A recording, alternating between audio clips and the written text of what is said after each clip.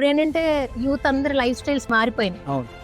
Marriages దగ్గర నుంచి settle అయ్యే వరకు కూడా. అవును. అండ్ మీరేమి ఆ కాలం జనరేషన్ పర్సన్ కాదు, మా జనరేషన్. అవును. కానీ మీరు వేరే ప్రొఫెషన్ లో సెటిల్ అవ్వకుండా ఈ భూమి మీద ఇన్వెస్ట్ చేస్తూ ఇంకొంతమందిని ఇన్వెస్ట్ చేయమని చెప్తూ ఉన్నారు. అవును. అంటే మీ పర్సనల్ ఎక్స్పీరియన్స్ కూడా ఒకటి ఉంటుంది Definitely. హిస్టరీ అంటే. Definitely. ఏం చెప్తారు? సో భూమి మీద ఇన్వెస్ట్మెంట్ చేసినోడు లైఫ్ లో ఎప్పుడు ఫెయిల్యూర్ ని చూడడు. సరే, నా జనరేషన్ వరకు వస్తే నేను ఒక యుఎస్ లో ఒక 10-15 years ఉన్నానండి.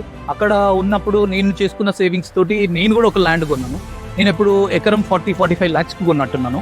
మన రీసెంట్లీ ఒక బిగర్ ఇన్వెస్ట్మెంట్ అవసరం ఉండి అమ్మితే ఆల్మోస్ట్ ఆల్ పర్ ఎకర్కి నాకు 4.5 crores వచ్చింది, అంటే 1:10 times.